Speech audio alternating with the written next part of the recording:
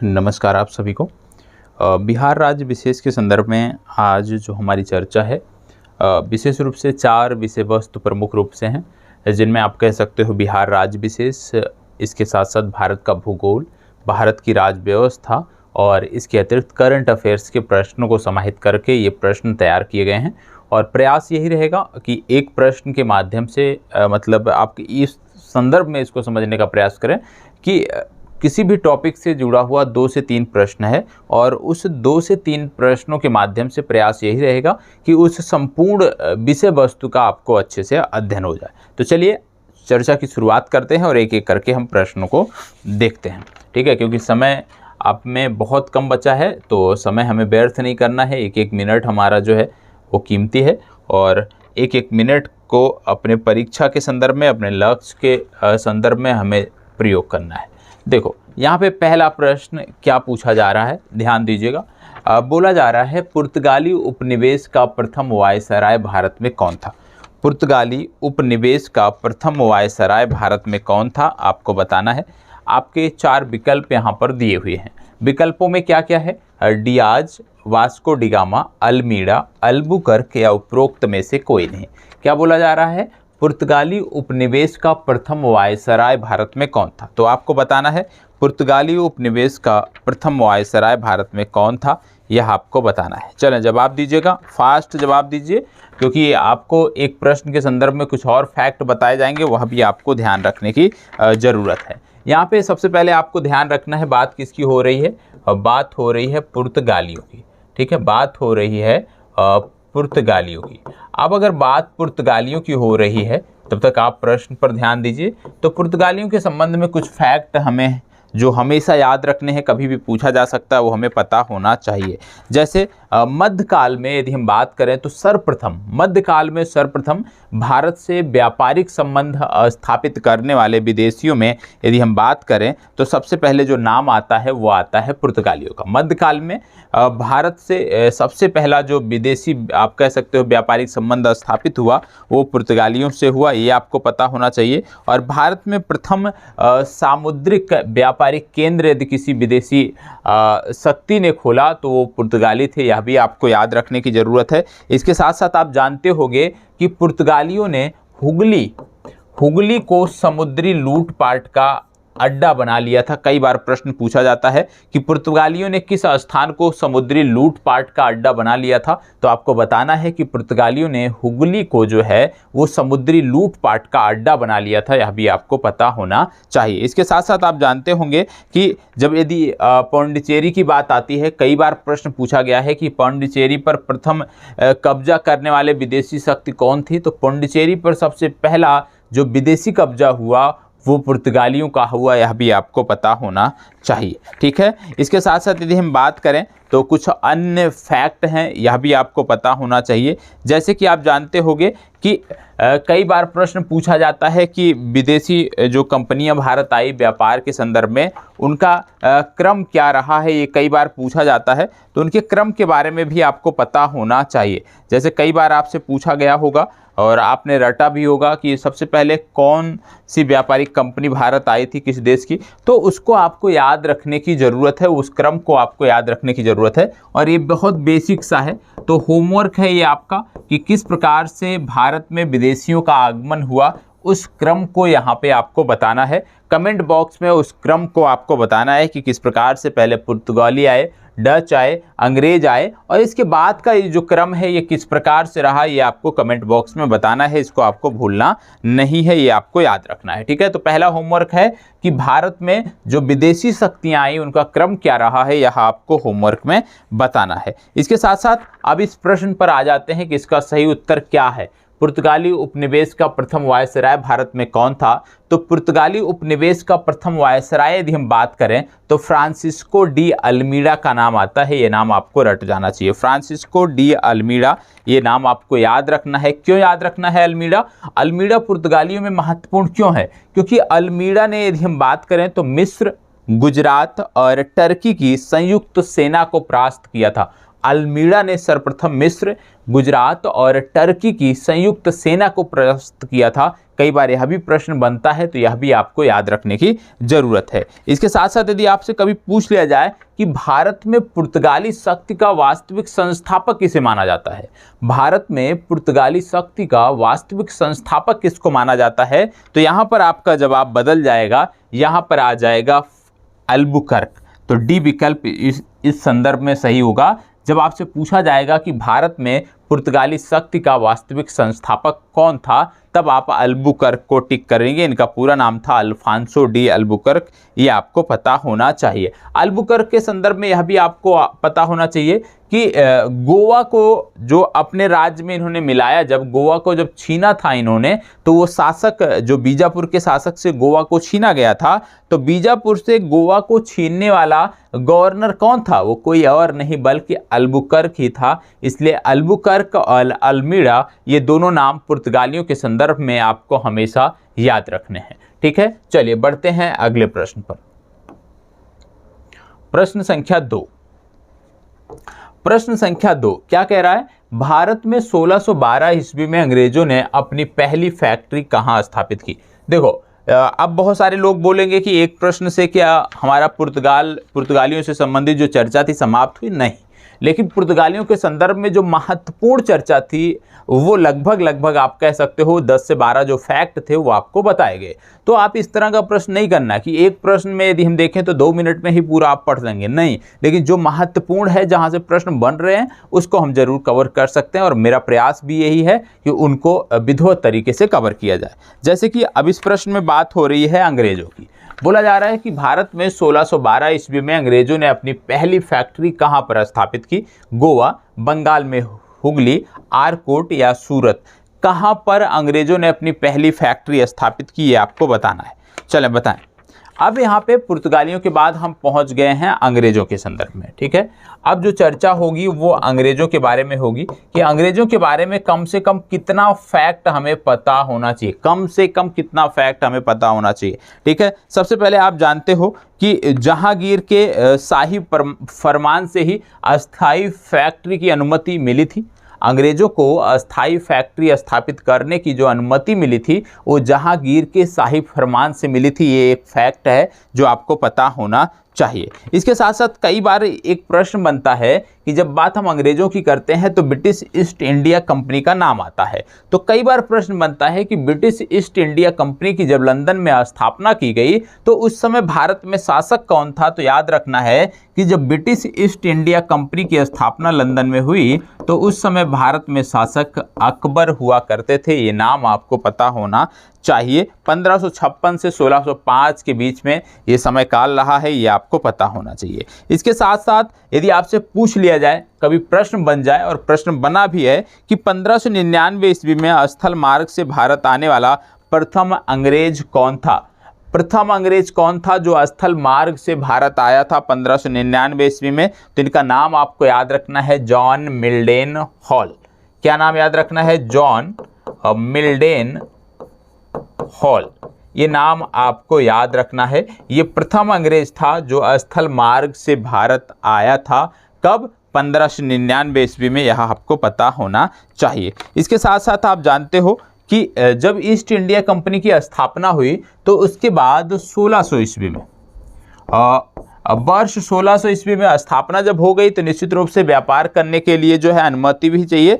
तो महारानी एलिजाबेथ उस समय हुआ करती थी, और जब ईस्ट इंडिया कंपनी स्थापित हुई तो उसके द्वारा जब पूर्व के साथ व्यापार करने की बात आई तो महारानी एलिजाबेथ ने सर्वप्रथम 15 वर्षों के लिए इनको व्यापार की छूट दी थी। ये भी आपको पता होना चाहिए। ठीक है, 15 वर्षों के लिए पहले व्यापार करने की छूट दी गई थी, और महारानी एलिजाबेथ के संदर्भ में यह आपको पता होना चाहिए। ठीक है, चलिए और एक प्रश्न और भी बनता है, क्योंकि अभी हमने अकबर की बात किया तो एक शासक हुआ करते थे औरंगजेब, नाम सबने सुना होगा।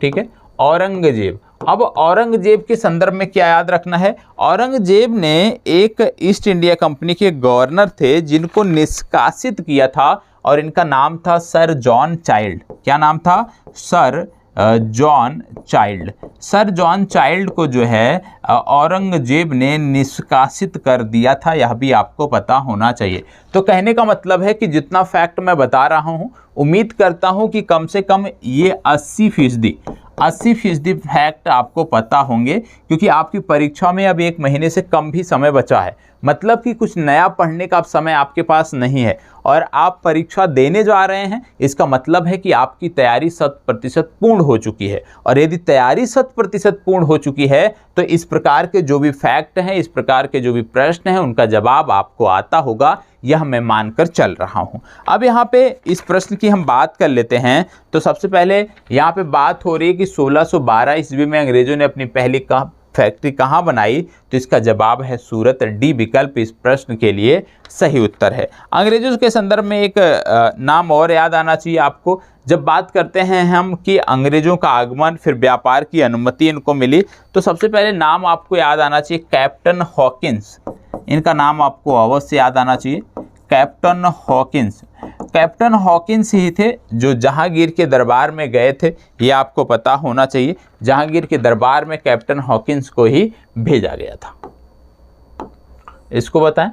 भारत में फ्रांसीसियों ने अपना सबसे पहला कारखाना कहाँ लगाया? भारत में फ्रांसीसियों ने अपना सबसे पहला कारखाना कहाँ लगाया, आपको बताना है। चलो बताएं। भारत में फ्रांसीसियों ने अपना सबसे पहला कारखाना कहाँ लगाया, यह आपको बताना है।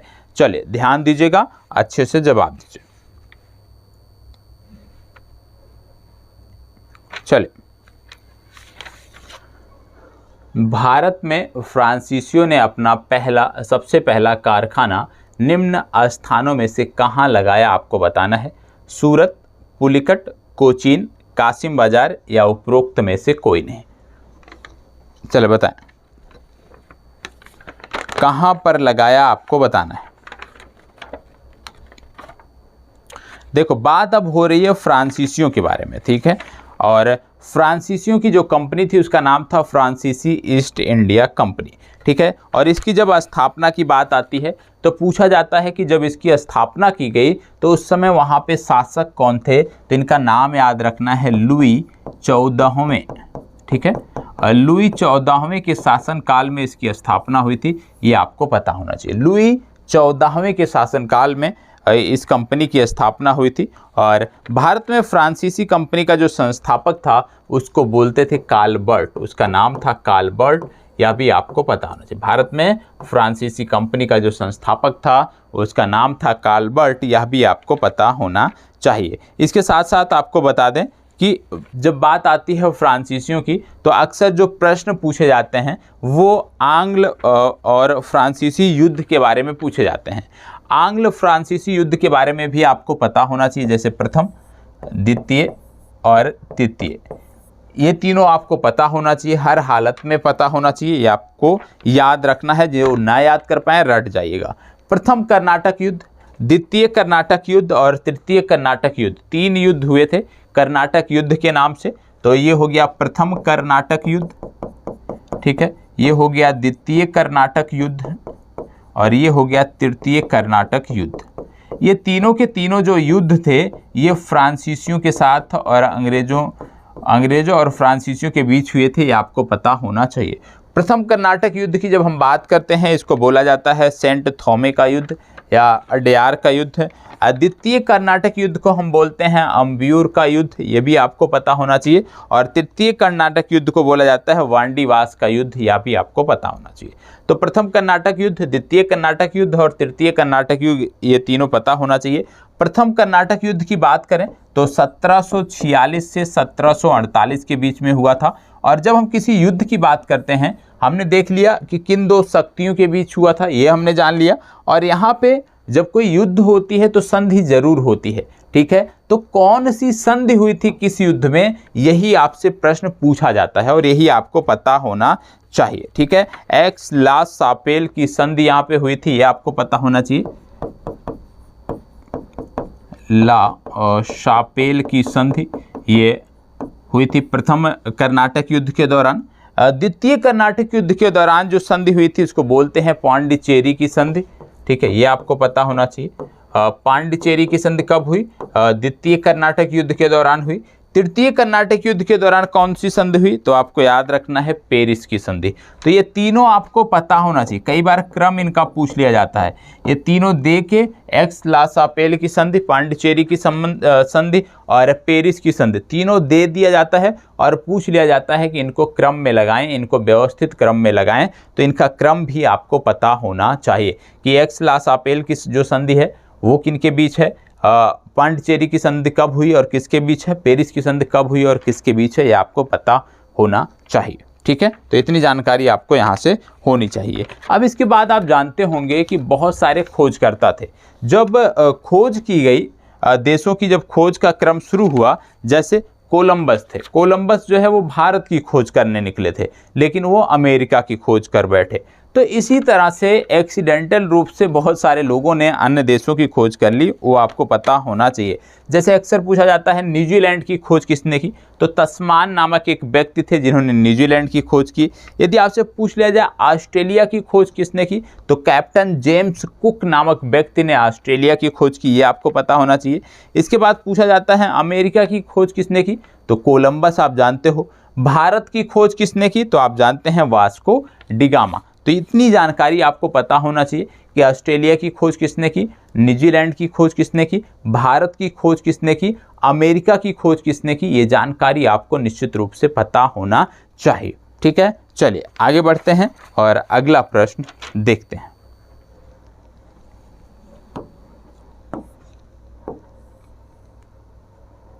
इसको बताएं, फ्रांसीसी ईस्ट इंडिया कंपनी संस्थापित हुई। अभी मैंने आपको बताया कि फ्रांसीसी ईस्ट इंडिया कंपनी जब स्थापित हुई तो उस समय यहाँ पे किसका शासनकाल था? लुई 14वें के शासनकाल के दौरान ये स्थापित हुई थी। तो इसका सही उत्तर है लुई 14वें, ए विकल्प इसका सही उत्तर है।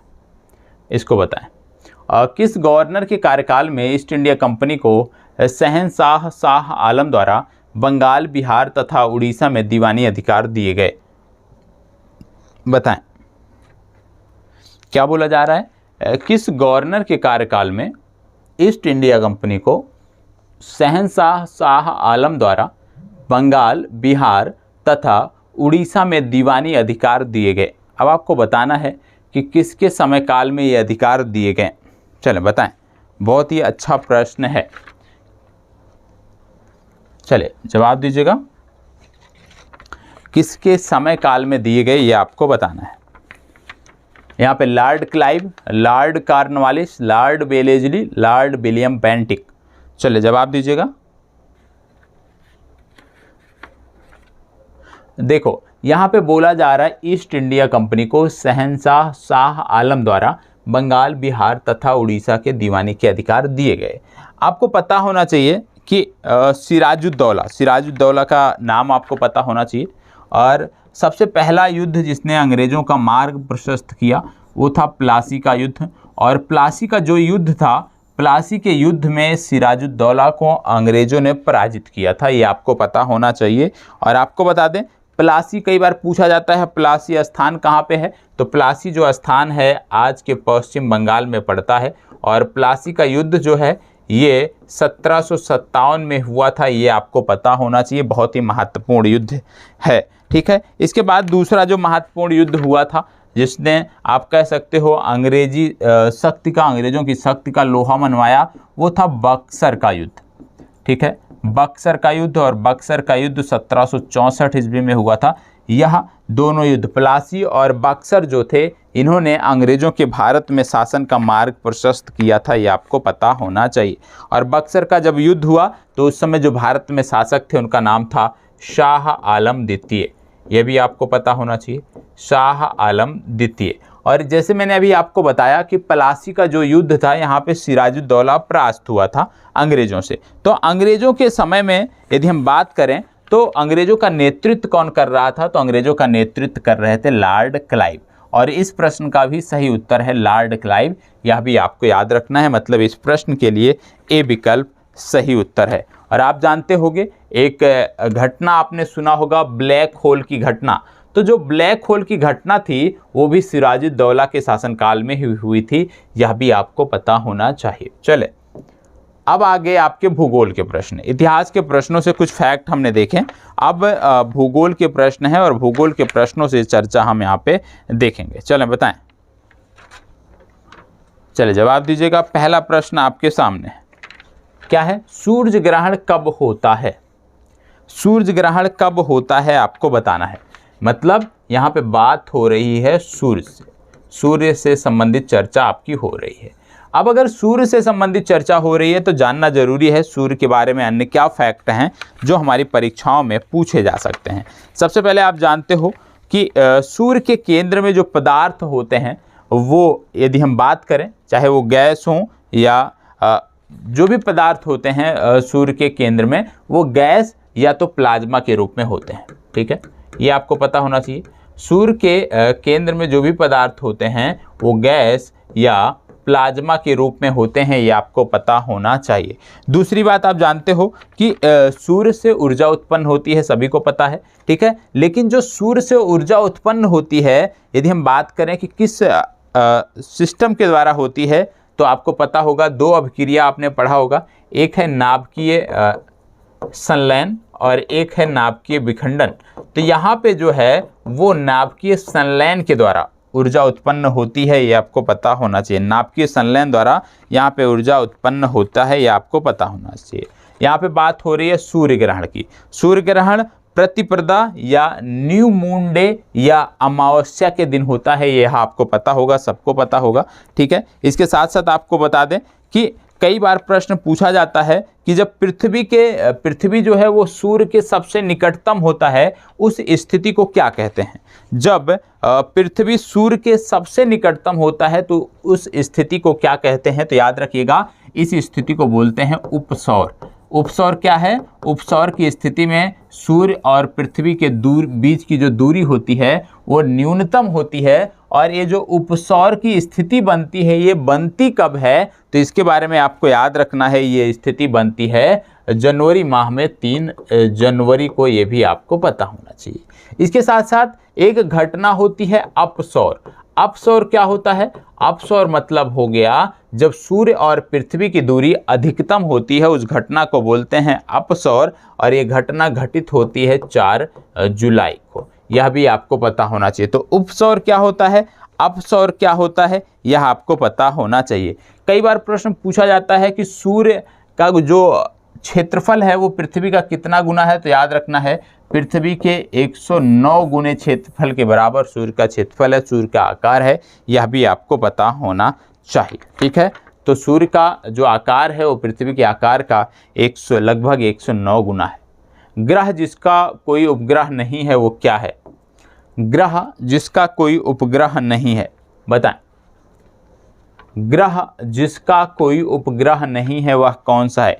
इनमें से कौन सा ग्रह है जिसका कोई उपग्रह नहीं है? बताएं। आप जानते होंगे कि केवल 2 उपग्रह ऐसे हैं जिनके कोई भी 2 ग्रह ऐसे हैं जिनके कोई भी उपग्रह नहीं है, ये आपको पता होना चाहिए। ठीक है, केवल 2 ग्रह ऐसे हैं जिनके कोई उपग्रह नहीं है, जिनमें से एक आता है आपका बुध और एक आता है शुक्र। बुध और शुक्र के कोई उपग्रह नहीं है, ये आपको पता होना चाहिए। इसके साथ साथ यदि हम बात करें कि सबसे ज़्यादा उपग्रह किस ग्रह के हैं, तो याद रखना है सबसे ज़्यादा उपग्रह हैं बृहस्पति के, और बृहस्पति के लगभग 67 उपग्रह हैं, ये आपको पता होना चाहिए। इसके साथ साथ बुध सबसे कम समय में सूर्य का चक्कर लगाता है, यह भी आपको पता होना चाहिए। तो बुध के संदर्भ में जितनी जानकारी आपके लिए आवश्यक थी इस प्रश्न से आपको मिल चुका है, तो इसका सही उत्तर है बुध। इवनिंग स्टार किस ग्रह को कहते हैं? चलें बताएं। इवनिंग स्टार किस ग्रह को कहते हैं? फास्ट जवाब दीजिएगा। इवनिंग स्टार किस ग्रह को कहते हैं? चलिए, अच्छा प्रश्न है, बताएं। इवनिंग स्टार किस ग्रह को कहते हैं? इवनिंग स्टार किस ग्रह को कहते हैं?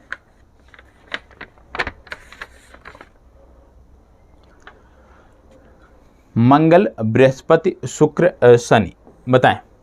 मंगल, बृहस्पति, शुक्र, शनि, इवनिंग स्टार किस ग्रह को कहते हैं? इवनिंग स्टार किस ग्रह को कहा जाता है, आपको बताना है। देखो यहाँ पे बात हो रही है इवनिंग स्टार। आपको बता दें कि सौर मंडल का सबसे गर्म ग्रह जो है वही इसका सही उत्तर है। और जब बात आती है सौर मंडल का, तो आपको पता होगा सौर मंडल का जो सबसे गर्म ग्रह है वो है शुक्र। और शुक्र के बारे में यदि हम बात करें तो शुक्र को भोर का तारा भी कहा जाता है, मतलब मॉर्निंग स्टार भी कहा जाता है, यह भी आपको पता होना चाहिए। तो सुबह का तारा या और सायंकाल का तारा कहा जाता है, यह आपको पता होना चाहिए, ये फैक्ट है। इसके साथ साथ आपको पता होना चाहिए कि पृथ्वी की जुड़वा बहन के उपनाम से भी इस ग्रह को जाना जाता है और सर्वाधिक चमकीला ग्रह है। और ये बात हो रही है यहाँ पे शुक्र की, तो वीनस इसका सही उत्तर है। ठीक है, चलिए आगे बढ़ते हैं।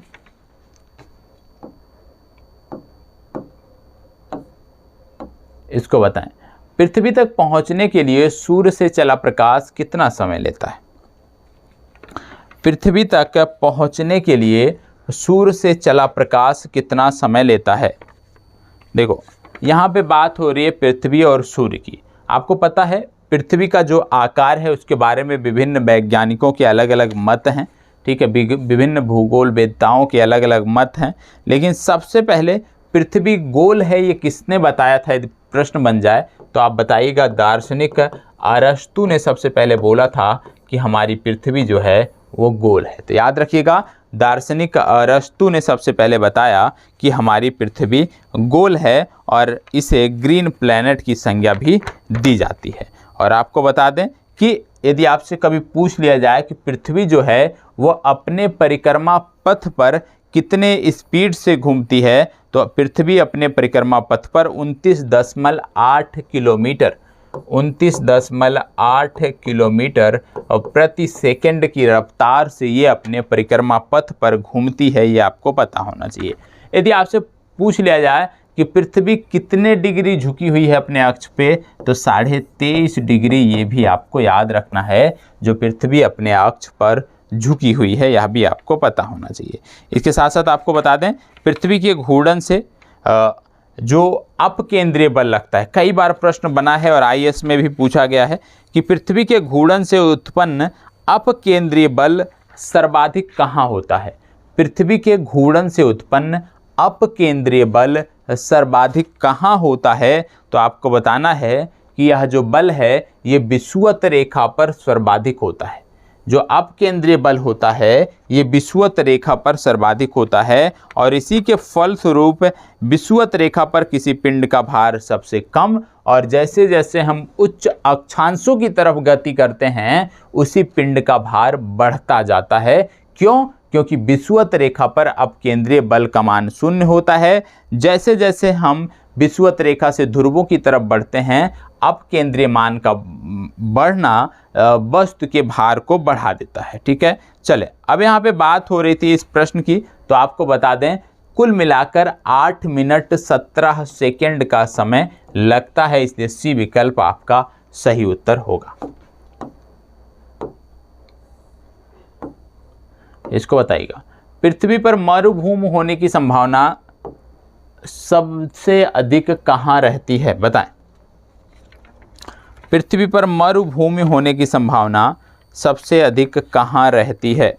देखो क्यों इसी क्षेत्र विशेष में मरुभूमि होता है, ये तो मुख्य परीक्षा का विषय है, थोड़ा सा समय इसमें लगता है, तो उस पर हम नहीं जाएंगे। लेकिन आज यहाँ पे फैक्ट, क्योंकि इसके लिए कई सारे फैक्टर जिम्मेदार होते हैं, मरुभूमि के लिए कई सारे फैक्टर जिम्मेदार होते हैं। एक अक्षांश होता है, दूसरा पौनों की जो आप कह सकते हैं व्यापारिक पौने होती हैं वो भी जिम्मेदार होती हैं। तो कहीं ना कहीं इस पर थोड़ा सा लंबा डिबेट हो जाएगा। यहाँ पे समय का आप कह सकते हो कि समय सीमित है, इसलिए चीज़ों को उसी समय में हमें समाप्त करना है। तो आपको बता दें पृथ्वी पर मरुभूमि होने की सबसे अधिक जो संभावना रहती है वो 23 डिग्री अक्षांश के पास रहती है। बी विकल्प आपका सही उत्तर है। चलें अब पॉलिटी से संदर्भित प्रश्न आपको देखने को मिलेंगे, आपकी राज्य व्यवस्था से संदर्भित प्रश्न आपको देखने को मिलेंगे। चलिए पहला प्रश्न आपके सामने है। प्रश्न कह रहा है भारतीय राजनैतिक व्यवस्था में इनमें से कौन सर्वोच्च हैं? भारतीय राजनीतिक व्यवस्था में इनमें से कौन सर्वोच्च हैं? सर्वोच्च न्यायालय, संविधान, संसद, धर्म। चलिए बताएं, इनमें से कौन सर्वोच्च हैं, आपको बताना है। सर्वोच्च न्यायालय, संविधान, संसद, धर्म। महत्वपूर्ण प्रश्न है, अच्छे से इसका जवाब देना है। चलिए फास्ट जवाब दीजिए। इसका सही उत्तर क्या होगा? देखो, इसका जो सही उत्तर है वो है संविधान, क्योंकि यही राज्य व्यवस्था के स्वरूप और उद्देश्य का निर्धारण करता है। ठीक है, संविधान राज्य व्यवस्था के स्वरूप और उद्देश्य का निर्धारण करता है, इसलिए संविधान इसका सही उत्तर होगा। अब अगर संविधान सही उत्तर है तो संविधान से क्या क्या प्रश्न बन सकते हैं वो हमें देखना है। जैसे आपसे पूछा जा सकता है कि संविधान सभा में महिलाओं की कुल संख्या कितनी थी, तो आपको बताना है संविधान सभा में महिलाओं की जो कुल संख्या थी वो थी 15। संविधान सभा में कुल 15 महिलाएं थी, ये आपको बताना है। इसके साथ साथ आपको बता दें कि संविधान सभा में एक चर्चा की गई थी कि वयस्क मताधिकार को 15 वर्षों के लिए स्थगित किया जाए, और वयस्क मताधिकार को 15 वर्षों के लिए स्थगित करने की जो बात कही गई थी, ये बात कही थी मौलाना आज़ाद ने। तो ये भी आपको याद रखना है कि संविधान सभा में वयस्क मताधिकार को 15 वर्षों के लिए स्थगित करने की बात मौलाना आज़ाद ने की थी। इनका भी नाम आपको इस संदर्भ में याद रखना है। हालांकि बहुत सारे लोगों ने, मतलब बहुसंख्यक लोगों ने इसका विरोध किया था इस बात का। ठीक है, इसके साथ साथ यदि आपसे पूछ लिया जाए कि भारतीय संविधान कब अंगीकृत किया गया, तो आपका जवाब क्या होगा? तो आपका जवाब होगा 26 नवंबर 1949। कब? 26 नवंबर 1949 को ये अंगीकृत किया गया था, अधिनियमित किया गया था, ये आपको पता होना चाहिए। लागू कब हुआ? लागू ये हुआ 26 जनवरी 1950 को। तो याद रखना है 26 जनवरी 1950 को ये लागू हुआ था, यह भी आपको पता होना चाहिए। इसके साथ साथ आपको बता दें, राष्ट्रीय ध्वज यदि आपसे पूछ लिया जाए कि सर्वप्रथम कब स्वीकार किया गया, तो 22 जुलाई याद रखना है आपको। 22 जुलाई 1947 को ये स्वीकार किया गया था, यह भी आपको याद रखने की ज़रूरत है। ठीक है, तो इतनी जानकारी यदि आपके पास है तो निश्चित रूप से कहीं ना कहीं आपको इसमें आगे मदद मिलने वाली है। अब भारत में समवर्ती सूची की संकल्पना उद्धृत की है। अब यहाँ पे जैसे आप जानते होंगे, जब भारत का संविधान बन रहा था तो बहुत सारे देशों से बहुत कुछ अच्छी चीज़ों को हमने आत्मसात किया, हमने अपने संविधान का अंग बनाया।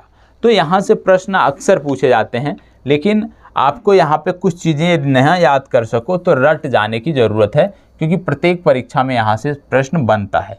जैसे अब बात होती है कि अमेरिका से हमने क्या लिया, ठीक है, बात होती है जर्मनी से हमने क्या लिया, अब बात होती है हमने कनाडा से क्या लिया, ठीक है, बात होती है हमने यूके से क्या सीखा, अब बात होती है यूके के बाद यदि हम देखें अमेरिका हो गया, जर्मनी हो गया, कनाडा हो गया, यूनाइटेड किंगडम हो गया, इसके साथ साथ आपको बता दें आयरलैंड हो गया, ठीक है, इंग्लैंड हो गया, आयरलैंड, इंग्लैंड। देखो यहाँ पे एक चीज़ याद रखना है, ये यूनाइटेड किंगडम की बात नहीं होती, यहाँ पे बात होती ग्रेट ब्रिटेन। ठीक है, तो ये कुछ महत्वपूर्ण है जो आपको पता होना चाहिए। जैसे यदि बात किया जाए कि अमेरिका से हमने क्या क्या लिया है, तो अमेरिका की जब हम बात करते हैं तो सबसे पहले हमें याद रखना है कि अमेरिका से जो हमने लिया है वो है न्यायिक पुनरावलोकन। याद रखिएगा, सिर्फ भारत और अमेरिका में ही न्यायिक पुनरावलोकन की व्यवस्था है, ये आपको पता होना चाहिए। न्यायिक पुनरावलोकन जो हमने लिया ये अमेरिका से लिया, ये आपको पता होना चाहिए। इसके बाद बात आ रही है जर्मनी से। जर्मनी से हमने क्या लिया? आप देख रहे होंगे कि भारतीय संविधान में आपात उपबंध की व्यवस्था की गई है, तो ये जो आपात उपबंध हैं ये हमने लिए हैं जर्मनी से। तो याद रखना है आपात जो हैं उपबंध जो हैं ये जर्मनी से लिए गए हैं। फिर इसके बाद आती है कनाडा। कनाडा से यदि हम बात करें तो सबसे महत्वपूर्ण आज के समय में जो चीज़ है वो है संघात्मक व्यवस्था। ठीक है, भारत राज्यों का संघ होगा, आपने पढ़ा होगा, तो ये जो संघात्मक व्यवस्था है ये हमने कनाडा से लिया है, ठीक है। संघात्मक ये जो व्यवस्था है ये हमने कनाडा से लिया है। अब बात आती है ग्रेट ब्रिटेन से हमने क्या लिया। आप देखते होंगे कि संसदीय प्रणाली, देखते होंगे संसदीय प्रणाली जो हमारी है इसको हमने ग्रेट ब्रिटेन से लिया है। तो जो संसदीय प्रणाली है, संसदीय प्रणाली ये हमने ग्रेट ब्रिटेन से लिया है, ये आपको पता होना चाहिए। अब बात आती है आयरलैंड की। आयरलैंड से हमने क्या लिया, आप जानते होंगे राज्य के नीति निर्देशक तत्व। तो राज्य के जो नीति निर्देशक तत्व हैं ये लिए गए हैं आयरलैंड से, ठीक है। राज्य के नीति निर्देशक तत्व जो हैं ये लिए गए हैं आयरलैंड से। इंग्लैंड से क्या लिया गया, यदि हम इसकी बात करें तो आप जानते हो विधि का शासन, विधि का जो शासन है ये लिया गया है इंग्लैंड से। विधि का शासन ये लिया गया है इंग्लैंड से। इसके बाद एक और नाम छूट गया है, वह है ऑस्ट्रेलिया। ऑस्ट्रेलिया से भी हमने कुछ लिया है, ठीक है। अब क्या लिया है यदि किसी को पता है तो बताएं कि ऑस्ट्रेलिया से हमने क्या आत्मसात किया है। तो ऑस्ट्रेलिया की जब हम बात करते हैं तो यहाँ पे याद रखना है, जिस प्रश्न की यहाँ पे बात हो रही है समवर्ती सूची, समवर्ती सूची जो है ये हमने ऑस्ट्रेलिया से अपने संविधान में जोड़ा है, ये आपको पता होना चाहिए। इसके साथ साथ जैसे इसमें अभी देखा विधि का शासन हमने इंग्लैंड से लिया, इसी में एक प्रश्न बनता है कि विधि द्वारा स्थापित जो प्रक्रिया है इसको भी हमने अपने संविधान में रखा है। तो विधि द्वारा स्थापित जो प्रक्रिया है जिसको हमने संविधान में रखा है इसको हमने कहाँ से लिया है, तो इसको हमने जापान से लिया है, ये आपको पता होना चाहिए। अब इसको आपको यहीं पर रट जाना है, यहीं पर इसको रट जाना है। क्या क्या रट जाना है, अमेरिका से क्या हमने लिया, हमने लिया न्यायिक पुनरावलोकन। जर्मनी से हमने क्या लिया, आपात उपबंध। कनाडा से हमने क्या लिया, संघात्मक व्यवस्था। ग्रेट ब्रिटेन से हमने क्या लिया, संसदीय प्रणाली। आयरलैंड से हमने क्या लिया, नीति निर्देशक तत्व। इंग्लैंड से हमने क्या लिया, विधि का शासन। और ऑस्ट्रेलिया से हमने क्या लिया, समवर्ती सूची। तो ये आपको पता होनी चाहिए, ठीक है, ये आपको पता होने चाहिए, ये आपके लिए महत्वपूर्ण है। अब बढ़ते हैं आगे और अगला प्रश्न देखते हैं, लेकिन उससे पहले एक बार फिर से मैं बोलूँगा कि बिना इसको देखे एक बार सभी को बताना है। सबसे पहले आपको बताना है कि हमने न्यायिक पुनरावलोकन कहाँ से लिया, तो आपका जवाब आना चाहिए यूएसए। न्यायिक पुनरावलोकन हमने यूएसए से लिया। हमने समवर्ती सूची कहाँ से जोड़ी, हमने समवर्ती सूची जोड़ी ऑस्ट्रेलिया से। हमने कनाडा से क्या लिया, हमने कनाडा से लिया संघात्मक व्यवस्था। नीति निर्देशक तत्व हमने कहाँ से लिया, तो नीति निर्देशक तत्व हमने लिए आयरलैंड से। इसके साथ साथ मूल अधिकार, एक महत्वपूर्ण छूट गया, मूल अधिकार हमने कहाँ से लिए हैं, तो मूल अधिकार भी हमने लिए हैं यूएसए से, ये भी आपको पता होना चाहिए। इंग्लैंड से हमने क्या लिया, विधि का शासन। ऑस्ट्रेलिया से क्या लिया, समवर्ती सूची। आयरलैंड से क्या लिया, नीति निर्देशक तत्व। संसदीय प्रणाली हमने कहाँ से लिया, ग्रेट ब्रिटेन से लिया, तो ये आपको पता होना चाहिए। यूएसए के संदर्भ में मूल अधिकार और न्यायिक पुनरावलोकन दोनों आपको याद रखने की जरूरत है। चलिए बढ़ते हैं अगले प्रश्न पर। प्रश्न संख्या 13।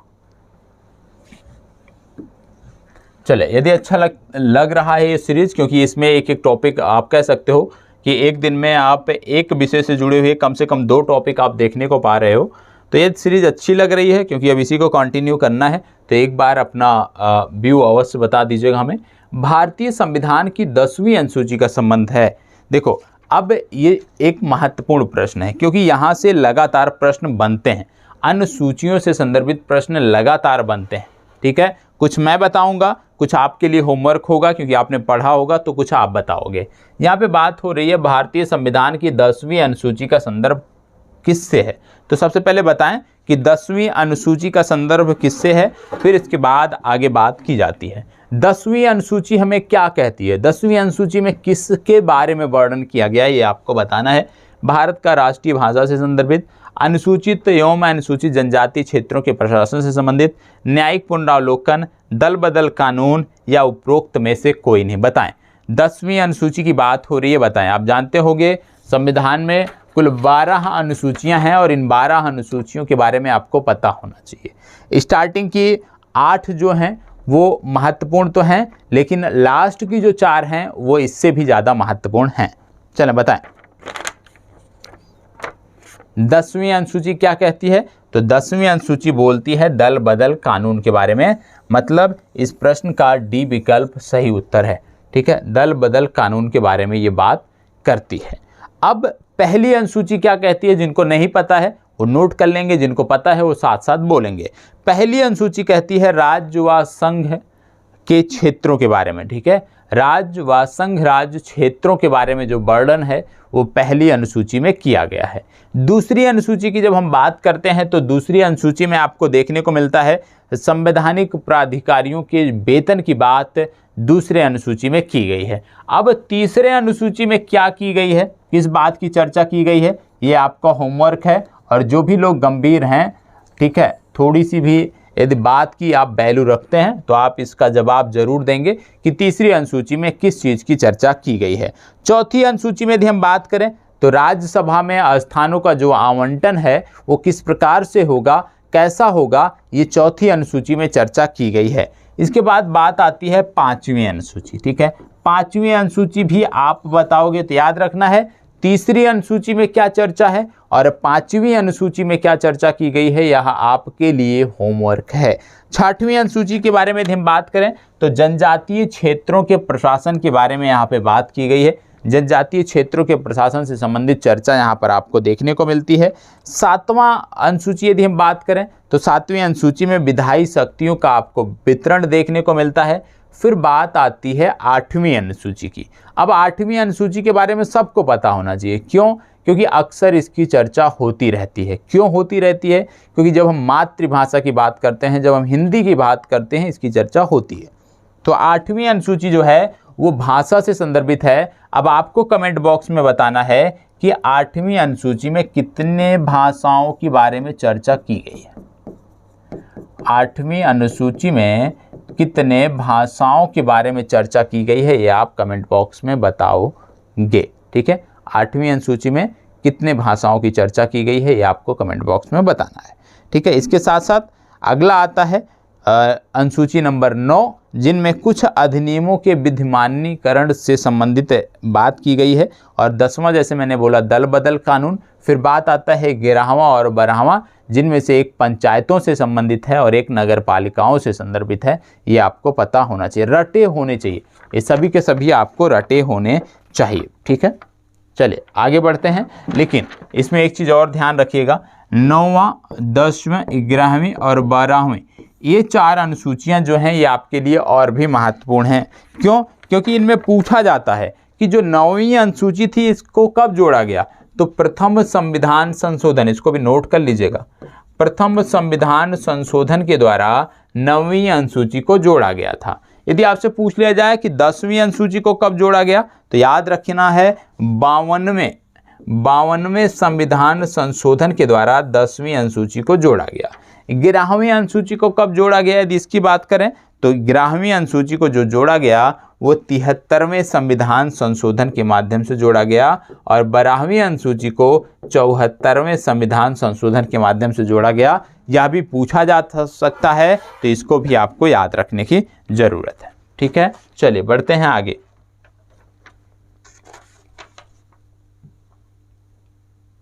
इसको बताएं, ये थोड़ा सा विवादित है। ठीक है, क्योंकि आज के समय में प्रविष्टियां कुछ चेंज हो गई हैं तो इसमें पहले का टाइप है, इसलिए इसको इग्नोर करना है। इस प्रश्न की चर्चा हमें करनी है। उन मौलिक अधिकारों का चयन करें जो भारतीय नागरिकों को प्राप्त हैं परंतु गैर नागरिकों को नहीं। मतलब इनमें से कौन से अधिकार हैं जो सिर्फ और सिर्फ भारतीयों को प्राप्त हैं, किसी विदेशी नागरिक को यह अधिकार नहीं है। बताएं इनमें से कौन सा है जो सिर्फ भारतीयों को प्राप्त है, विदेशियों को नहीं प्राप्त है, ये आपको बताना है। चलिए फास्ट जवाब दीजिएगा, इनमें से कौन से अधिकार हैं जो सिर्फ और सिर्फ भारतीयों को प्राप्त हैं।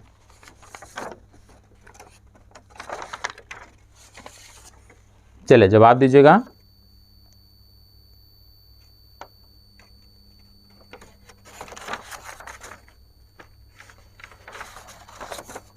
चलें और फास्ट देखो, भारतीयों को प्राप्त, पहला क्या बोला जा रहा, भाषण एवं अभिव्यक्ति की स्वतंत्रता। दूसरा कह रहा कानून के समक्ष समता। तीसरा अल्पसंख्यकों के अधिकार और चौथा जीवन और स्वतंत्रता का संरक्षण। क्या बोला जा रहा है कि जो भारतीयों को प्राप्त है परंतु गैर भारतीयों को नहीं। ठीक है, तो इसका जो सही उत्तर है वो है 1 और 3, मतलब भाषण और अभिव्यक्ति की स्वतंत्रता, साथ ही साथ अल्पसंख्यकों के अधिकार, ये सिर्फ और सिर्फ भारतीयों के संदर्भ में हैं। कानून के समक्ष जो समता है यदि हम बात करें तो ये सबके लिए है। जीवन और स्वतंत्रता के संरक्षण सबके लिए है। कोई विदेशी भी यदि यहाँ पे आता है टूरिज्म की दृष्टि से, पर्यटन की दृष्टि से, तो उसकी रक्षा करना, उसकी सुरक्षा हमारी जिम्मेदारी होती है। तो ये तो सभी को प्राप्त है। तो इसका सही उत्तर हो जाएगा ए विकल्प। इसको बताएं, 1857 के क्रांति के दौरान बिहार से क्रांतिकारियों के नेता कौन थे। बात हो रही है 1857 की क्रांति को। आप जानते हो 3 जुलाई 1857 की तिथि है जब बिहार इससे जुड़ता है। और आपको पता होगा कि पटना में एक व्यापक विद्रोह हुआ था 1857 का इस जुलाई माह में, जो कि पीर अली के नेतृत्व में हुआ था। ये आपको पता होना चाहिए। ठीक है, पीर अली के नेतृत्व में जुलाई 1857 में ये विद्रोह आपको देखने को मिलता है पटना में।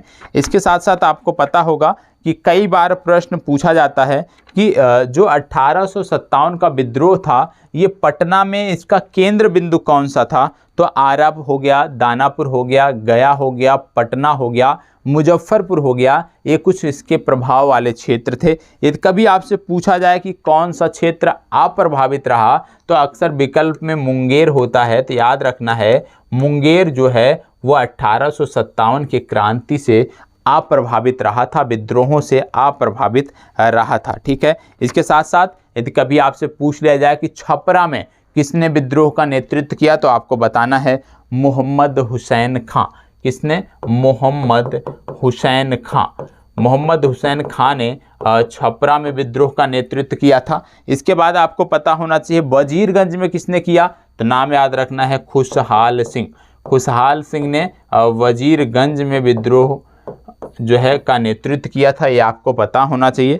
इसके साथ साथ आप जानते होंगे कि 1857 का जो विद्रोह था उसमें एक डॉक्टर थे जिनका नाम था डॉक्टर आर लॉयल। ये मारे गए थे कहाँ पे? पटना में। ये भी आपको पता होना चाहिए। इसके साथ साथ 1857 का जब विद्रोह प्रदर्शन हो रहा था तो उस दौरान पुलिस बलों की भी भर्ती की जा रही थी, लेकिन पटना में जो पुलिस बलों की भर्ती की जा रही थी उसमें 3 लोगों की मनाही थी। किसमें? पहला राजपूत, दूसरा ब्राह्मण और तीसरा मुसलमान। अंग्रेज 1857 के विद्रोह से आतंकित थे और उन्होंने ब्राह्मण, राजपूत और मुसलमानों की नियुक्ति नहीं करने का फरमान जारी किया था। यह भी आपको पता होना चाहिए। यदि आपसे कभी पूछ लिया जाए कि विद्रोह का जो केंद्र था गया और सासाराम, ठीक है, गया और सासाराम, प्रश्न 2 बार पूछा गया है कि गया और सासाराम ये जो विद्रोह के केंद्र थे इनके बीच जो कनेक्टिविटी थी, संचार व्यवस्था थी, उसको नष्ट किसने किया?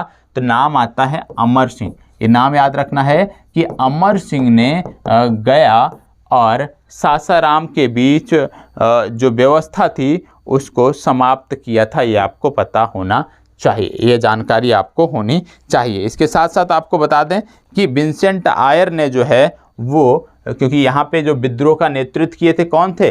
बाबू कुंवर सिंह। और कुंवर सिंह की जो सेना थी उसको समाप्त किसने किया था? कई बार प्रश्न पूछा जाता है, तो याद रखिएगा विंसेंट आयर।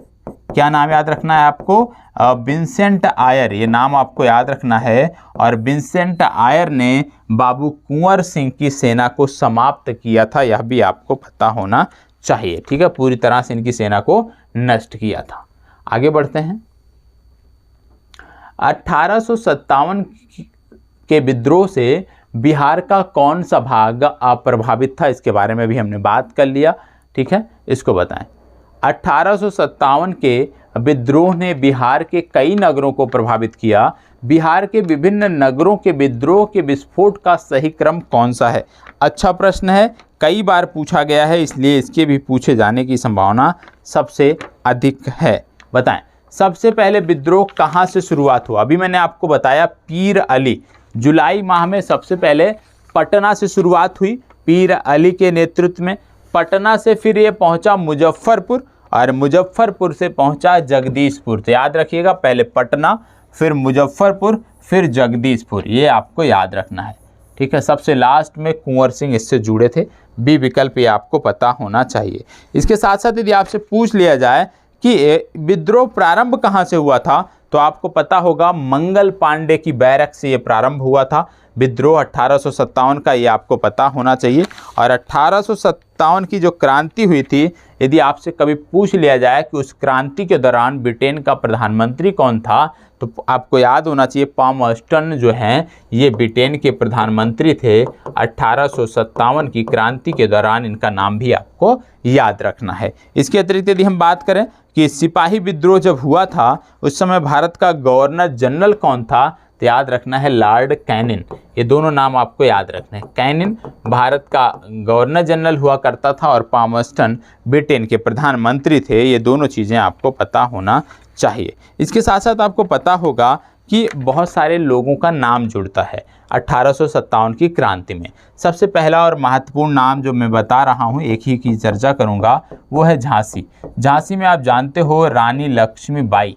रानी लक्ष्मीबाई ने विद्रोह का नेतृत्व किया था और इनके बचपन का जो नाम था मनु था। इनको मणिकर्णिका बोलते थे। और आप जानते होंगे कि इनकी जो समाधि है वो ग्वालियर में है। और बनारस यदि आप कभी गए होंगे तो आपको बनारस में देखने को मिलेगा मणिकर्णिका घाट, जो कि इन्हीं के नाम पर रखा गया है। यह भी आपको पता होना चाहिए।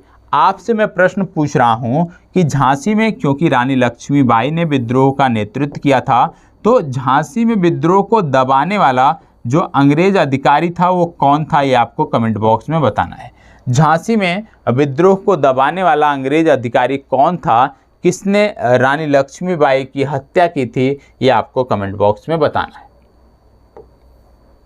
1830 के दशक में पटना केंद्र था। 1830 की बात हो रही है, तो आप बताएं 1830 के दशक में निम्नलिखित में से पटना किसका केंद्र था।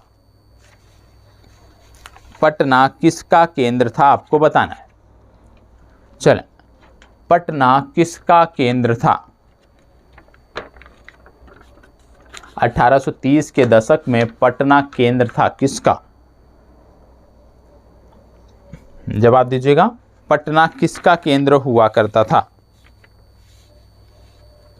देखो 1830 की बात हो रही है, तो इस दौरान जो पटना था ये केंद्र हुआ करता था वहावी आंदोलन का। डी विकल्प इसका सही उत्तर है।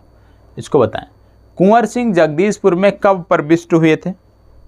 कुंवर सिंह जगदीशपुर में कब प्रविष्ट हुए थे। आपने देखा कि 1857 की जो क्रांति है उसका जो प्रसार हुआ, यदि बिहार के संदर्भ में हम बात करें तो सबसे पहले पटना, पटना के बाद मुजफ्फरपुर और मुजफ्फरपुर के बाद जगदीशपुर में विद्रोह की जो लपट है वो पहुंची थी। तो यहाँ पे बोला जा रहा है जगदीशपुर में कुंवर सिंह कब प्रविष्ट हुए थे, बताएं कब प्रविष्ट हुए थे, आपको बताना है। चलो फास्ट जवाब दीजिएगा, कुंवर सिंह कब प्रविष्ट हुए थे।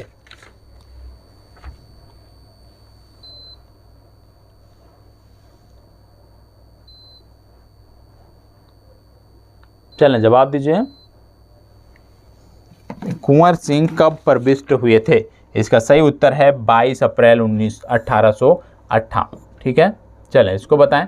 अब रसायन विज्ञान से संदर्भित प्रश्न आपको देखने को मिल रहे हैं, ध्यान से देखना है और एक एक का जवाब देना है।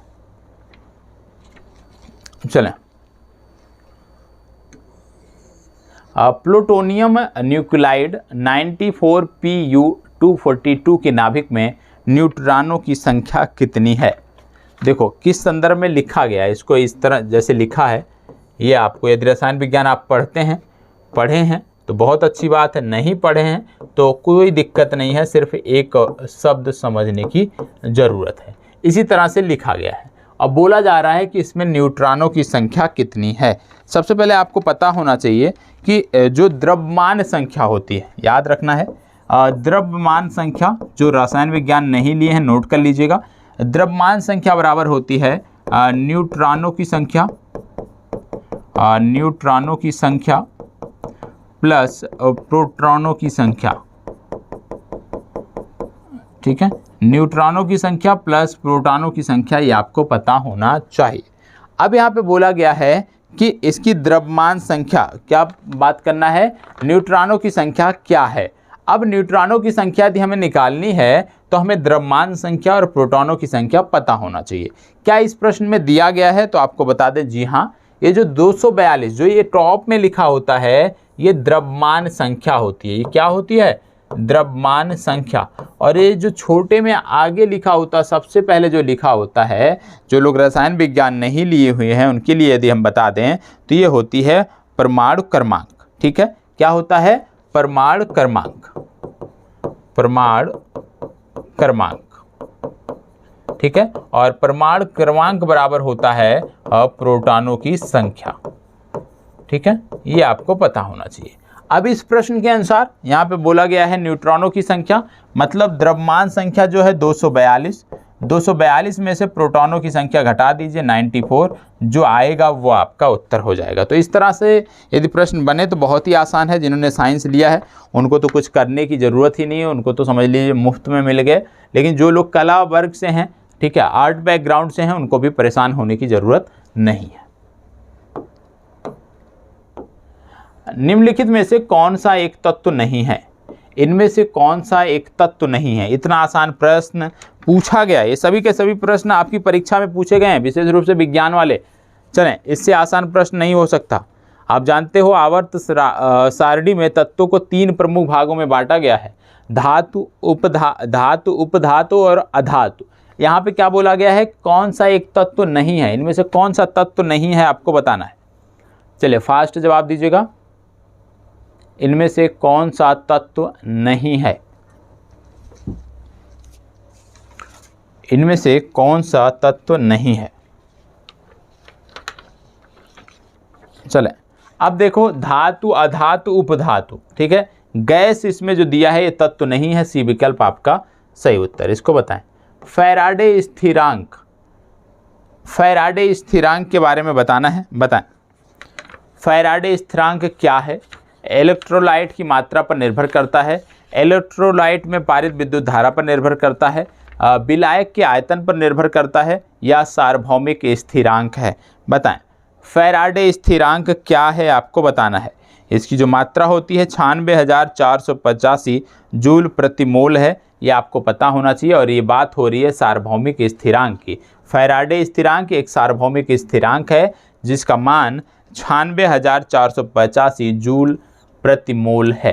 ठीक है, इसको बताएं। पानी का पीएच मान क्या होता है, बताएं। पानी का पीएच मान क्या होता है। अब ये तो पता होना चाहिए, ये तो रटने की ज़रूरत नहीं है, बताने की ज़रूरत नहीं है। बताएं, पानी का पीएच मान क्या होता है। पानी का पीएच मान क्या होता है, फास्ट जवाब दीजिए। पानी का पीएच मान क्या होता है।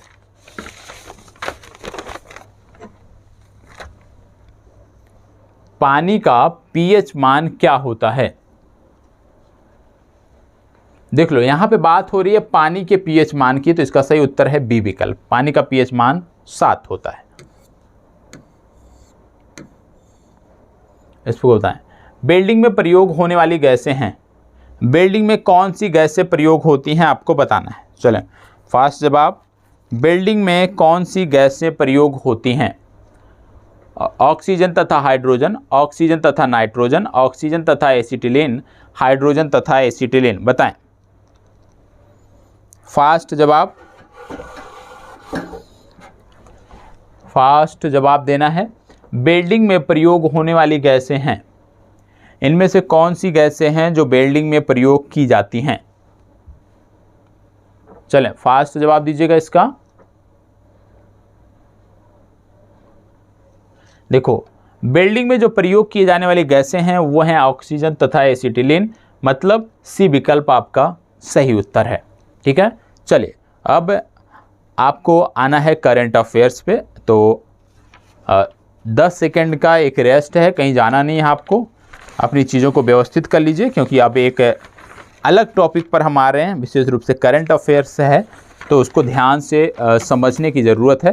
ठीक है, तो पानी वानी पीना है तो आप पी सकते हो, और उसके बाद करंट अफेयर्स की चर्चा होगी। और करंट अफेयर्स की जब चर्चा होगी तो उसमें मैं बता दूं कि आज रात में जो आपका करंट अफेयर्स का 11 बजे का सेशन था वो नहीं होगा, याद रखना है। मंडे से वो आपको मिलेगा। जब मिलेगा तो पूर्व में आपको सूचित कर दिया जाता है, उसमें कुछ परेशान होने की ज़रूरत नहीं है।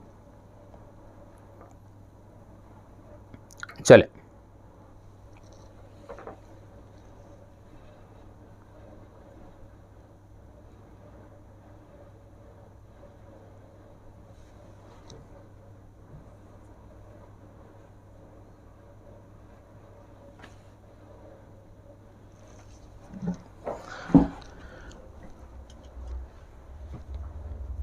करंट अफेयर्स के अब हम प्रश्नों को देखने वाले हैं। और करंट अफेयर्स के आज के जो प्रश्न हैं उनकी संख्या 5 है, लेकिन इन 5 प्रश्नों के माध्यम से कम हम 15 से 20 फैक्ट को तैयार करेंगे, विधिवत याद करेंगे और प्रयास यही रहेगा किसी कक्षा में ही चीज़ें आप लेकर जाएं। तो चलिए एक एक करके अब हम प्रश्नों को करंट अफेयर्स के देखते हैं। पहला प्रश्न क्या है? पहला प्रश्न कह रहा है स्वच्छ सर्वेक्षण 2021 में 1 लाख से कम जनसंख्या वाले गंगा नगरों की श्रेणी में कौन सा नगर प्रथम स्थान पे है? ध्यान रखिएगा, 1 लाख से कम जनसंख्या वाले गंगा नगरों की श्रेणी में कौन सा नगर प्रथम स्थान पर है, आपको बताना है। 1 लाख से कम संख्या वालों की बात हो रही है। देखो, स्वच्छ सर्वेक्षण जो रिपोर्ट आई थी उसमें कई सारे कैटेगरी बनाई गई हैं, जिनमें से यदि हम ओवरऑल बात करें तो स्वच्छ सर्वेक्षण में टॉप पर कौन रहा? इंदौर रहा। लगातार इंदौर अपना यह स्थान बनाए हुए है, तो वो तो सबको याद है, ठीक है। तो ज़रूरी नहीं है कि वही एक मेन कैटेगरी पूछा जाए, उसके अतिरिक्त भी कुछ पूछा जा सकता है, क्योंकि गंगा पर काफ़ी काम किया जा रहा है, ठीक है। गंगा नदी के स्वच्छता को लेकर बहुत पैसे खर्च हो रहे हैं, लेकिन भले ही कार्य नहीं दिख रहे हैं ज़मीनी स्तर पर, वो अलग चीज़ है, ठीक है। लेकिन गंगा नदी हमेशा चर्चा में रहती है। तो यहाँ पे बोला जा रहा है 1 लाख से कम जनसंख्या वाले गंगा नगरों की श्रेणी में कौन सा नगर प्रथम स्थान पर है? देखो, इसमें 2 कैटेगरी बनी थी, एक था 1 लाख से कम और दूसरा था 1 लाख से ज़्यादा। तो 1 लाख से जो ज़्यादा, 1 लाख से ज़्यादा, जो इसको ज़्यादा पे इस तरह एरो लगा देते हैं, और 1 लाख से कम। अब 1 लाख से कम जो गंगा आप कह सकते हो किनारे शहर थे, इनमें पहले स्थान पे था कन्नौज, उत्तर प्रदेश का शहर है, ये आपको पता होना चाहिए। और दूसरे स्थान पे यदि हम बात करें तो था बिजनौर, ठीक है। कन्नौज और बिजनौर ये दोनों आपको याद रखने हैं। कन्नौज प्रथम स्थान पर, बिजनौर दूसरे स्थान पे है, ये आपको पता होना चाहिए। अब जब बात करते हैं 1 लाख से अधिक जनसंख्या वाले शहरों पे, तो ये प्रश्न आपके लिए महत्वपूर्ण हो जाता है। 1 लाख से अधिक जनसंख्या वाले जब शहरों की हम बात करते हैं तो पहले स्थान पर आता है वाराणसी, और दूसरे स्थान पर आता है मुंगेर। मुंगेर वही स्थान है जो 1857 की क्रांति में अप्रभावित रहा था। तीसरे स्थान पे यदि हम बात करें तो यहाँ पे आता है पटना, और चौथे स्थान की यदि हम बात करें तो आता है कानपुर। तो ये ज़्यादा महत्वपूर्ण है मेरी नज़रों में, इस पर आप ज़्यादा फोकस करिएगा। 1 लाख से अधिक जनसंख्या वाले शहरों में यदि हम बात करते हैं गंगा के किनारे, तो उसमें वाराणसी टॉप पर है। कम में बात करें तो कन्नौज टॉप पर है, ये आपको पता होना चाहिए। यदि आपसे पूछ लिया जाए कि स्वच्छ सर्वेक्षण 2021 के अनुसार सर्वश्रेष्ठ भारत की छावनी कौन सी रही है, तो आपको याद रखना है अहमदाबाद छावनी, ठीक है। अहमदाबाद छावनी, ये आपको याद रखना है, कभी नहीं भूलना है, ठीक है। इसके साथ साथ आप जानते होंगे इंदौर लगातार 5वीं बार 1 लाख से अधिक जनसंख्या वाले शहरों की कैटेगरी में इस श्रेणी में टॉप पर है, ये आपको पता होना चाहिए। यदि आपसे पूछ लिया जाए कि भारत के सभी राज्यों और केंद्र शासित प्रदेशों में सबसे स्वच्छ राजधानी शहर कौन सा है, सबसे स्वच्छ राजधानी कौन सी है, तो आपको बताना है गांधीनगर। इसको भी आपको याद रखना है। गांधीनगर पूरे भारत में राज्यों और केंद्र शासित प्रदेशों में सबसे स्वच्छ राजधानी है, यह भी आपको याद रखने की जरूरत है। चलिए आगे बढ़ते हैं। प्रश्न संख्या 2, करंट अफेयर्स की प्रश्न संख्या 2। क्या बोला जा रहा है? हाल ही में भारत सरकार ने किस कंपनी को महारत्न का दर्जा प्रदान किया है? महारत्न का दर्जा प्रदान किया है, वो कंपनी कौन सी है? भारत में वर्तमान समय में यदि हम बात करें करंट अपडेट को लेके, तो कुल 11 महारत्न कंपनियां हैं, 13 नवरत्न कंपनियां हैं। और महारत्न कंपनियों में बहुत सारे मापदंड होते हैं, जिनमें पहला मापदंड है 3 वर्षों में कम से कम औसत वार्षिक कारोबार जो है वो 25,000 करोड़ का होना चाहिए। दूसरा है कि 3 वर्षों में औसत वार्षिक शुद्ध संपत्ति जो है वो 15,000 करोड़ से अधिक होनी चाहिए। इसके अतिरिक्त भी कई अन्य सारे मानक भी हैं। तो इन मानकों को जो कंपनियां पूरा करती हैं उनको ये दर्जा दिया जाता है, यह आपको पता होना चाहिए। ठीक है, तो यहाँ पे बात हो रही है कि किसको यह मिला है, तो power finance corporation limited B विकल्प जो है इसको अभी हाल ही में मिला है, ये आपको पता होना चाहिए। बाकी के अन्य की यदि हम बात करें, जैसे आपका यहाँ पे लिखा है वेल लिखा हुआ है, एनटीपीसी है, कोल इंडिया लिमिटेड है, ये पहले से महारत्न कंपनियां हैं। तो इसका सही उत्तर आपका हो गया power finance corporation limited, B विकल्प आपका सही उत्तर है। ठीक है, तो कुल संख्या भी आपको याद रखने की जरूरत है। इसको बताएं, नोबल शांति पुरस्कार 2021 निम्नलिखित में से किसे दिया गया। देखो, कुछ चीज़ें ऐसी हैं जो जब तक नया अपडेट ना हो तब तक हमें याद रखना होता है, इसीलिए बार बार कुछ प्रश्न ऐसे आपको मिलेंगे जो रिपीट होते हैं, लेकिन उनका कारण है कि आप भूले नहीं, इसलिए उनको यहाँ पर रखा जाता है। तो बताएं क्या बोला जा रहा है, नोबल शांति पुरस्कार 2021 निम्नलिखित में से किसे दिया गया। नोबल शांति पुरस्कार की बात हो रही है तो आपको बताना है। आप जानते हैं नोबल पुरस्कारों की जब हम बात करते हैं तो यहाँ पे कुछ चीज़ें आपको पता होना चाहिए कि नोबल पुरस्कार जो होते हैं ये अल्फ्रेड नोबल की याद में दिए जाते हैं। अल्फ्रेड नोबेल, याद रखना है, अल्फ्रेड नोबेल की याद में दिए जाते हैं। ठीक है, अल्फ्रेड नोबेल की याद में स्वीडन द्वारा ये पुरस्कार दिए जाते हैं, जिनमें भौतिकी, रसायन, चिकित्सा, साहित्य और शांति के लिए दिया जाता है। लेकिन जो शांति पुरस्कार होता है, नोबेल का जो शांति पुरस्कार होता है, ये नॉर्वे द्वारा दिया जाता है। ठीक है, तो भौतिकी, रसायन, चिकित्सा और साहित्य ये तो स्वीडन द्वारा दिए जाते हैं, ये आपको पता होना चाहिए। लेकिन जो शांति पुरस्कार है ये नॉर्वे द्वारा दिया जाता है। और जो अर्थव्यवस्था का पुरस्कार है, अर्थव्यवस्था के लिए जो नोबेल दिया जाता है, आपको यह भी याद रखने की ज़रूरत है कि इसकी शुरुआत पहली बार 1969 में हुई थी। अर्थव्यवस्था के लिए जो नोबेल था ये इसमें था नहीं पहले, ये 1969 से दिया जाने लगा। और अर्थव्यवस्था के क्षेत्र में, ठीक है, जो नोबेल दिया जाता है, अर्थशास्त्र के क्षेत्र में जो नोबेल दिया जाता है, ये दिया जाता है, इस पे नाम आपको याद रखना है, स्वेरिस स्वेज, जो आपको यहाँ पे नाम दिया हुआ है, स्वेरिसेज रिक्स बैंक। ठीक है, स्वेरिसेज रिक्स बैंक के द्वारा ये दिया जाता है, स्वेरिसेज रिक्स बैंक, इसके द्वारा जो है अर्थशास्त्र का नोबेल दिया जाता है। ठीक है, तो याद रखना है अर्थशास्त्र का जो नोबेल है वह स्वेरिसेज रिक्स बैंक द्वारा प्रदान किया जाता है। नोबेल शांति पुरस्कार जो है वो नॉर्वे द्वारा दिया जाता है। इसके बाद फिजिक्स का हो गया, मतलब भौतिकी का हो गया, रसायन का हो गया, चिकित्सा का हो गया, साहित्य का हो गया, ये नोबेल पुरस्कार स्वीडन द्वारा दिए जाते हैं, ये आपको पता होना चाहिए। ठीक है, इसके साथ साथ आपको बता दें कि यहाँ पे बात हो रही है कि नोबेल शांति पुरस्कार निम्नलिखित में से किसे दिया गया। तो शांति पुरस्कार की बात हो रही है तो आपको बता दें, दो लोगों का नाम आपको याद रखना है। पहले हैं दिमित्री मुराटोव, एक पत्रकार हैं रूस के, और दूसरा नाम आपको याद रखना है मारिया रेसा।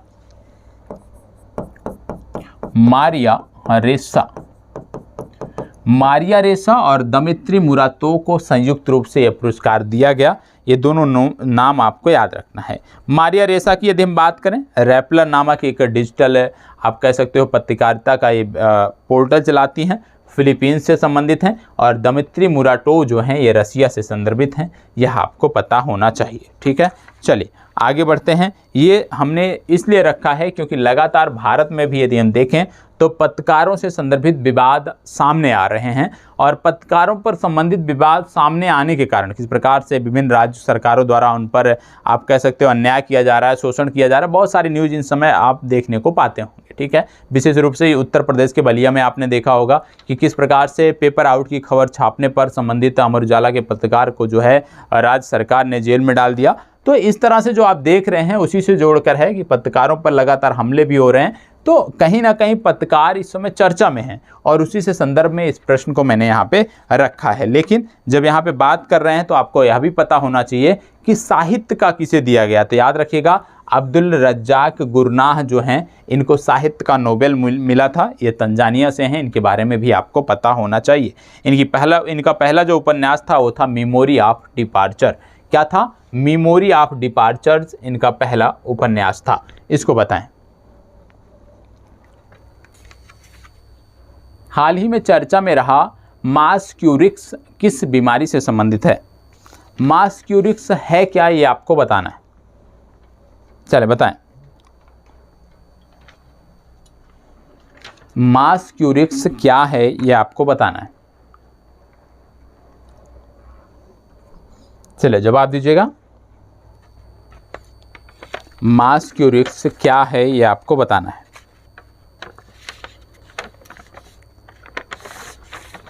फास्ट जवाब दीजिए। मास्क्यूरिक्स क्या है? देखो यहाँ पे बात हो रही है मास्क्यूरिक्स की, ठीक है। मास्क्यूरिक्स के बारे में यदि हम बात करें तो मास्क्यूरिक्स जो है ये पहला मलेरिया रोधी टीका है जिसको WHO ने अनुमोदित कर दिया है। यदि हम बात करें इसको बनाया किसने है, तो इसको बनाया है एक कंपनी ने जिसका नाम है गैलेक्सो स्मिथ केलाइन। गैलेक्सो स्मिथ केलाइन नामक कंपनी ने बनाया है और WHO ने इसको आप कह सकते हो अनुमोदित कर दिया है। और ये जो टीका है, ये जो वैक्सीन है, ये मलेरिया का सबसे खतरनाक जो परजीवी है जिसको बोलते हैं प्लाज्मोडियम फॉल्सीपेरम। क्या बोलते हैं? प्लाज्मोडियम फॉल्सीपेरम। तो प्लाज्मोडियम फॉल्सीपेरम नामक जो परजीवी है, जो सबसे खतरनाक परजीवी माना जाता है मलेरिया का, इसके खिलाफ ये बहुत प्रभावी है। और ये टीका याद रखना है आपको, मास्क्यूरिक्स, और इसको ग्लैक्सो स्मिथ केलाइन नामक कंपनी ने बनाया है। अब यहाँ पे कुछ चीज़ें और आपको बता देते हैं मलेरिया के बारे में, क्योंकि बात मलेरिया के बारे में हो रही है। तो मलेरिया आप जानते होंगे कि मलेरिया प्लाज्मोडियम परजीवी के कारण फैलता है। प्लाज्मोडियम परजीवी जो है, इसका वाहक जो है ये मच्छर होते हैं। आप जानते हैं यदि परजीवी संक्रमित मादा एनीफ्लीज जो मच्छर होते हैं, उन्हीं के माध्यम से ये परजीवी जो है ये मनुष्य में प्रसारित होता है।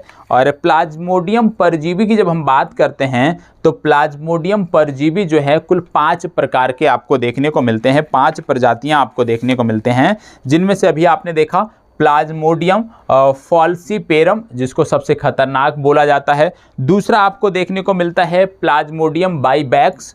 प्लाज्मोडियम बाइबैक्स और प्लाज्मोडियम फैल्सीपेरम, ये जो हैं ये दोनों सबसे खतरनाक माने जाते हैं। इसके अतिरिक्त भी 3 हैं, वो आपको याद रखने की ज़रूरत नहीं है, ठीक है। तो इसका सही उत्तर है डी विकल्प, मलेरिया।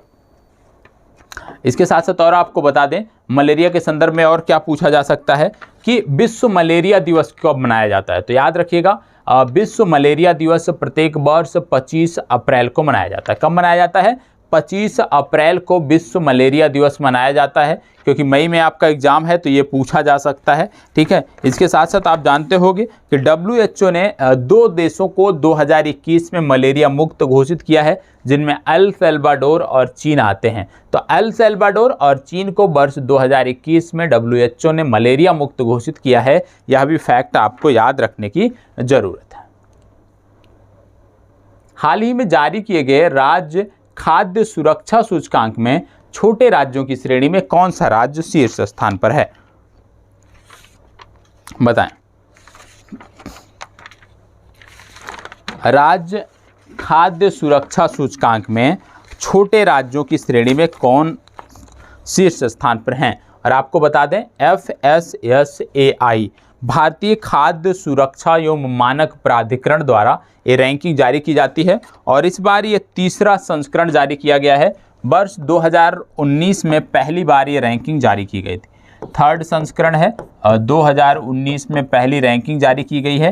3 कैटेगरी इसमें है, प्रथम, द्वितीय और तृतीय, जिनमें से यहाँ पे क्या बोला जा रहा है, छोटे राज्यों की श्रेणी में कौन सा टॉप पर है आपको बताना है। पहली जो इसमें श्रेणी थी वो थी बड़े राज्यों की, जिनमें गुजरात टॉप पर है, ये आपको पता होना चाहिए। फिर दूसरा था छोटे राज्यों की, जिनमें आपसे पूछा जा रहा है। तीसरी श्रेणी थी यूनियन टेरिटरी की, केंद्र शासित प्रदेशों की, जिनमें जम्मू कश्मीर टॉप पर है। अब छोटे राज्यों में टॉप पर कौन सा है ये आपको बताना है। चलें फास्ट जवाब दीजिएगा। देखो यहाँ पर है गोवा, छोटे राज्यों में गोवा टॉप पर है। तो तीनों याद रखने हैं आपको। और आपको बता दें, क्योंकि खाद्य सुरक्षा की बात हो रही है, तो आपको यह भी याद रखना है विश्व खाद्य सुरक्षा दिवस कब मनाया जाता है। याद रखिएगा 7 जून को। 7 जून को विश्व खाद्य सुरक्षा दिवस मनाया जाता है, यह भी आपको पता होना चाहिए। ठीक है, चले तो आज के लिए इतना ही। करंट अफेयर्स में आज 5 ही प्रश्न है, लेकिन संख्या इनकी बढ़ेगी धीरे धीरे। ठीक है, प्रयास ये रहेगा कि आपका किसी दिन गैप ना हो, यही प्रयास रहेगा हमारा। तो यदि आज की सीरीज़ अच्छी लगी है तो प्लीज़ एक कमेंट अवश्य कर दीजिएगा और बता दीजिएगा कि आपको सीरीज़ ये आगे चाहिए या नहीं। ठीक है, चलिए धन्यवाद, बहुत बहुत आभार।